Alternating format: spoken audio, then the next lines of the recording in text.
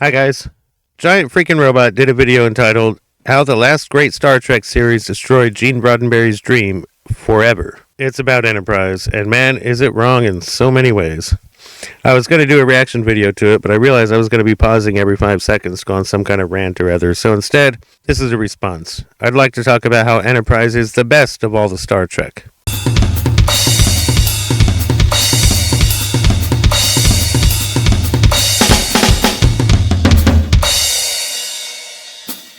Before we go any further, make sure to click like and subscribe. That way you'll get to see more content like this. Also, to help other people find this content. You can also join my Patreon. There'll be links down below. And a reminder at the end of the video. For now, enjoy the rest of the video. It's been a long road getting from there to here. Alright, so the actual title of the GFR video is Why Enterprise Failed. I won't be including any actual footage or clips from the original GFR videos, so you'll need to watch it. Links in the description. I don't think you have to watch it to understand this video, but I strongly suggest you watch it first. Since Enterprise got cancelled after only 4 seasons, I can't really disagree with it failing, but it failed in the ratings, not as a Star Trek show. It's still got one more season than the original series, after all. Now, the Giant Freakin Robot video follows these main points. They talk about what Enterprise was supposed to be. We talk about the studio interference. Then there's the shuttle and transporter issue. Scott Bakula as captain. Then they go into some general character issues. And they go with issues with cultures for established species being different. Specifically, they spend a lot of time talking about the Vulcans, don't talk about anybody else. So let's go through those topic areas one by one. So what Enterprise was supposed to be. First of all, who cares? Regardless of whatever studio interference may have happened, at the end of the day, we like or dislike the show not based on what it might have been, but based on what it was. And you can't actually say that Enterprise would not have failed if it had lived up to the original vision, because that never got tested. What did get tested was what Enterprise actually was, what made it to air. And it's worth pointing out that Enterprise did have a letter writing campaign to bring it back for one more season, just like the original series. I like knowing that. So as far as why it had a hard time attracting viewers, it comes down to 3 reasons, none of which are mentioned in GFR's video. Except they do kind of cover the first one, franchise fatigue. We had 21 total seasons of Star Trek shows in the previous decade and 4 feature films, with a 5th one that came out during Enterprise's run, and we were just exhausted. Now, true, I didn't actually personally watch anything after The Next Generation until after my first divorce in '08. But that's mostly because the space station didn't interest me, and neither did Star Trek Lost in Space. Enterprise sounded interesting, but I was busy with my new family at the time, and having 2 toddlers at the same time means there's no time for Star Trek. Scott Bakula was definitely the second reason. A lot of us that the show wanted to attract didn't think Bakula would be a good captain. And with that kind of a huge misstep, they needed something more interesting to get our interest. I admit now that I was completely wrong about this, as Archer is now my favorite captain and Enterprise is my favorite show. And then finally, it was a prequel. And in 2001, we'd already suffered through The Phantom Menace, and we were looking at Attack of the Clones, and we didn't want to see Star Trek The Phantom Menace. I, personally, couldn't even imagine a story worth telling in this time period, and I knew they'd fuck up canon, and it would just annoy me. Why watch a show that you know is just going to annoy you? So it's like they created a show to be as uninteresting as possible, got some studio interference about it, and then were surprised when nobody wanted to watch it. Let's talk about that studio interference. And yes, we're talking about the temporal Cold War. And let's just deal with it outright. The problem with prequels is that we already know how they end. In this case, we know the Federation will exist. We already know about the Klingons and the Romulans. They're enemies of the Federation and all that. And we don't want to watch all the early encounters with the species that we already know and love from the other shows. It's going to be tedious, and we already know this. So, besides changing the species, basically regressing each of them to make them interesting again, we also got the temporal Cold War. And the single biggest contribution that the temporal Cold War gives us is a change in stakes. Because now we don't know what's going to happen, because in canon, this period isn't well defined, and they can now fake us out. For example, they could lead us to believe the Romulans will start the Earth-Romulan War, only for the humans to kick it off in response to the temporal Cold War. The actual temporal Cold War story wasn't told terribly well, and there are issues issues with it as an overall story arc, but it did change the stakes in the prequel in a way that made it offer us something that a prequel normally can't offer, which is real stakes. And then on the subject of studio interference, people complain about the gratuitous sex appeal in Enterprise. And for all of you complaining about that, why are you surprised that a Star Trek show had gratuitous sex appeal? You did see the original series, right? At least Enterprise was the first show to really give everybody something to look at. But anyway, Enterprise did the same dumb thing that Voyager did. They created a sexy female alien character, hire a model to play her, and then get really surprised when it turned out they hired an extremely talented actress. And then the character who existed just to be sexy turned out to be one of the best characters on the show. Now, I don't see how this is a bad result, but I will agree that the process of creating a character just to be sexy and then hiring a model to play that character is quite problematic. So I love knowing that both of the models turned out to be such great actresses that these characters got some really great stories and some really great scenes, and they're both characters that everybody loves now. Now, But my time is finally near. y'all need to quit whining about the theme song. It's a great song. It perfectly encapsulates what Star Trek is while also introducing the specific series it's attached to. And quit saying that Deep Space Nine and Voyager had better theme songs. They didn't. Those theme songs were really bad.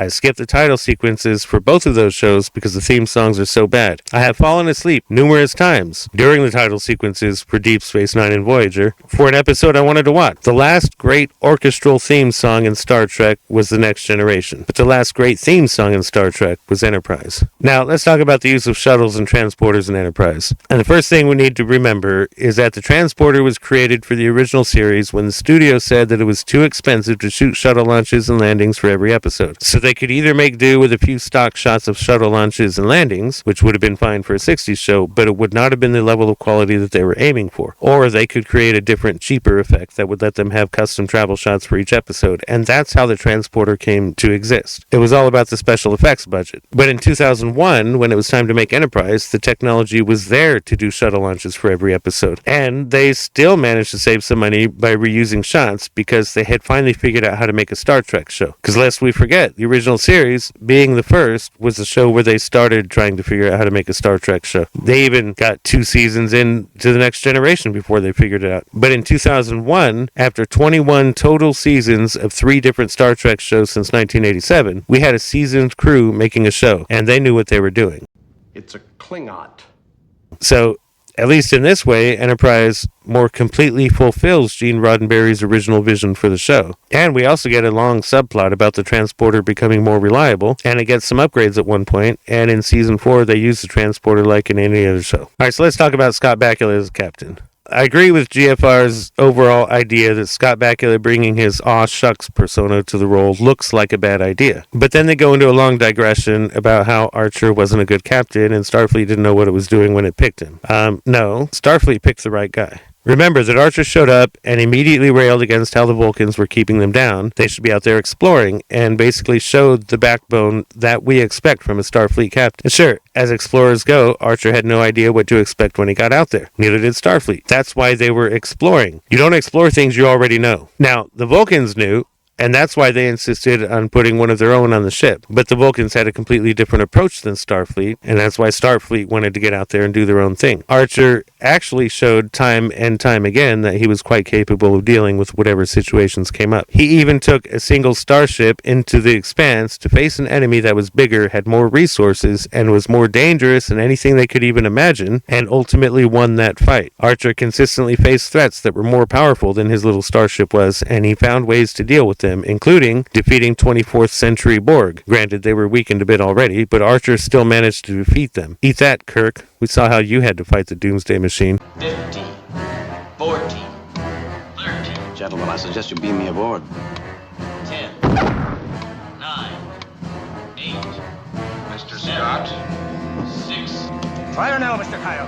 5, 4. And through it all, he never lost his optimism, although he did have some serious trauma responses during season 4. So Archer embodies Star Trek in ways that no captain ever had before him, with Janeway possibly being the closest. Then Giant Freakin Robot talks about Archer's predetermined grand destiny. No? did you not pay attention to your own whining about the temporal Cold War from earlier in the video? The temporal Cold War focuses on Archer because of his role in getting the Federation founded. That's how the writers took a shitty story imposed on them by the studio and turned it into a way to restore the stakes to a prequel that otherwise would not have been there. Crewman Daniels is always trying to push Archer to fight and win the temporal Cold War, because if he wins, the future is grand. We get Kirk and Picard and Sisko and Janeway, and if he loses, the galaxy is going to really, really suck. So in the great man narrative of Star Trek history, Archer is one of the most important figures, and as such, it turns out that Enterprise is a great show because it shows us how great Archer really is, which includes how humble and down to earth he always was. Archer is the kind of leader that makes it make sense, finally, that Kirk and Picard would be from the same Starfleet. He is both Kirk and Picard, and Sisko, and Janeway, and countless others. He's the ultimate role model for all the captains that came after him. So let's talk about some general character issues. At this point in the video, Giant Freakin Robot basically starts targeting some of the other characters. And they sound genuinely upset that Archer refused to have sex with the Orion woman in the episode where he had every reason to believe she wasn't consenting. And even though you don't wish to own me, Let's be clear here. When it comes to sex and consent, that one episode shows Archer has more respect for women in his little finger than Kirk had in all of his appearances put together. This is not a character flaw, nor is it a poorly written character. This is a character behaving like a real captain and showing us what Starfleet wants in its captains. And we need to stop acting like Kirk sleeping with every alien woman he encounters was a good thing. Maybe it was okay for the 60s, but it makes Kirk a bad captain. We're glad that he's the only one who did that. Not even Riker did it, even though people try to push Riker into that mold. It was wrong when Kirk did it, and we're glad to know that Kirk was just an anomaly. Archer set the standard, and he set a good standard. Then we got T'Pol, who is one of the greatest characters in all of Star Trek. In the Freudian trio, she is the superego, while Trip is the id, and Archer is the ego. This actually mirrors the original series with Kirk, Spock, and McCoy. Nowadays, we'd call Trip the emotional brain, T'Pol the logical brain, and Archer the wise mind. And then GFR spends a fair amount of time dunking on T'Pol, but I don't think any of it is fair. She has one of the most interesting character arcs, and no surprise to any of you, if you've been watching my channel for any amount of time, one that I find extremely relatable. She starts off this cold and logical person who believes she knows better than Archer. Over the first 2 seasons, she becomes loyal to Archer after seeing what he does. And then during the 3rd season, we get her addiction story started, and the 4th season contains her recovery story. Along the way, we get mind meld used a metaphor for a particular type of extremely intimate assault, and the resulting syndrome she gets from it as a metaphor for HIV and AIDS. So she starts to show off being loyal to the Vulcan High Command, and she ends the series being fiercely loyal to Archer. There's even an alternate future where she spends the rest of Archer's life caring for him simply because nobody else could do it, and she sees it as something that has to be done. And in that alternate timeline, we see how deeply she respects and loves Archer, and we can see that that respect and love developed before the injury that caused the alternate timeline in the first place. When the episode ends with everything back to normal, we still see that love and respect, and it's not romantic love at all. It's friendship love. It's loyalty. It's something we can all use more of. So when T'Pol does her job as first officer, she does it better than anybody else could have, and when her role as Vulcan supervisor ends, she stays with the crew out of loyalty. Let's talk about Trip, because GFR had to take some shots at him too. For those of you who aren't familiar with what an automotive technician is actually like, well, Trip. He has a suitable sense of adventure, a deep understanding on how things work, and he can fix anything, but he manages to keep getting into trouble doing stupid things. He's quite emotional, like any mechanic. He's fiercely loyal to Archer, and is willing to do whatever the job requires him to do. And along the way, he does whatever's fun and worth doing. So yeah, he can get himself into some hairy situations. Literally, the only engineer in all of Star Trek who doesn't share all of these traits is Geordi LaForge from The Next Generation, who, while being fiercely loyal to the captain and his crew, and extremely competent, for the most part he manages to stay out of trouble. There are a few exceptions, of course, but Scotty, Chief O'Brien, and B'Elanna Torres are all just as bad as Trip, if not worse. I think if you put any of those engineers into Trip's slot, GFR would have dunked on them just like they did on Trip. But for us mechanics, we appreciate seeing our profession represented properly. Then we get Phlox. Now, GFR seems to think Phlox's most interesting trait is his culture's marriage practices. I found Phlox refusing to cure a disease because he felt that would be interfering with the natural evolution on the planet to be really interesting. That's That's the spirit!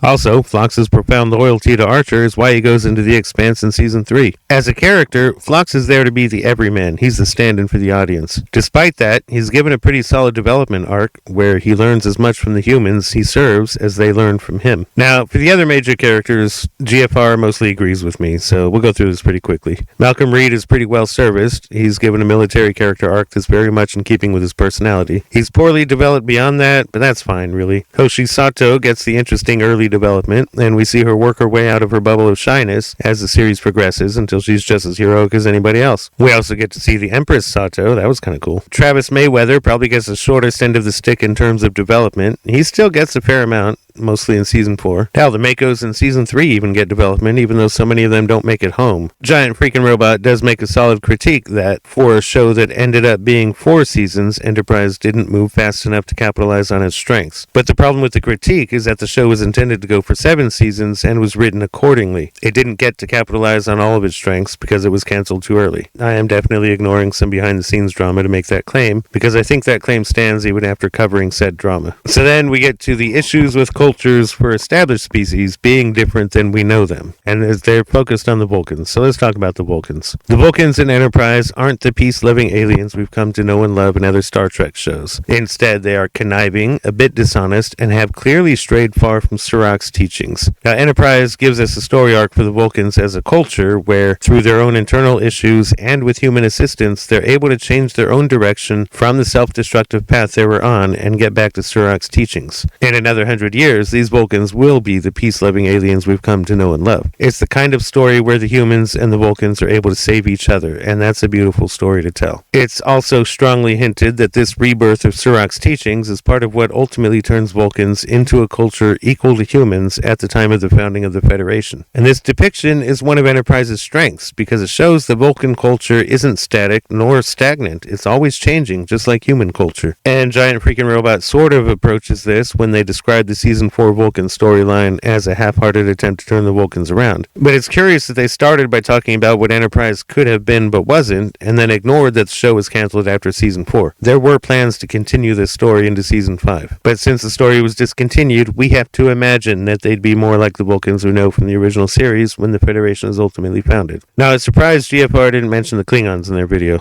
It got to the point in Enterprise where it was hilarious that every time Archer would talk to a Klingon, the Klingon would demand his immediate surrender. Not only had these Klingons lost their way and become nothing but a species of marauders, but there was a solid logical connection from these to the hated Klingons of Discovery Season 1. The time Archer spends on trial talking to his advocate, General Martok, really shows us how far the Klingons have lost their way, because there is honor in scientific research, practice of law, and all of that. The Klingons of the next generation know that, but the Klingons in Kirk's time don't. So Enterprise really added something to the Klingons that was sorely missing in other portrayals, a history that makes them actually look good, because now we can see how far they've come when actual Martok is finally Chancellor. And, Enterprise gives us the Andorians. I don't know that a single Andorian ever got a speaking role in any of the other shows. The one that does come to mind was actually someone wearing a disguise. That was in Journey to Babel. But they were established in the Federation as a founding member. So it's nice to see that not only were they interesting, but they had their ages-old conflict with the Vulcans, which ultimately got resolved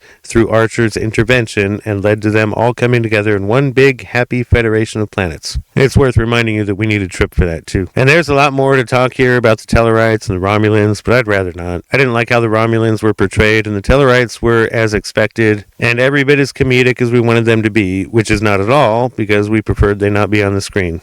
Does that make me racist?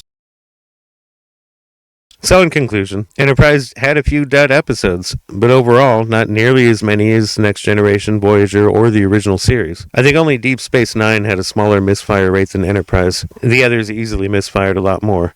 Season 1 of The Next Generation is a complete misfire. The entire season. For me, personally, Enterprise is also the show I watch when I need to get back to core values, for example, in a divorce. I first watched Enterprise while recovering from my first divorce, and it was wonderful to have that connection to core values in a science fiction show. I rewatched it a few times over the years, and then a couple of times in the wake of my second divorce. I could probably rewatch it right now as part of my recovery from alcohol. There is a meaning to the show that's simply lacking from the other shows, and it's a meaning that wouldn't be there if it wasn't a prequel. Voyager has a lot of the same, we're still Starfleet, we'll retain that identity no matter what else happens stuff.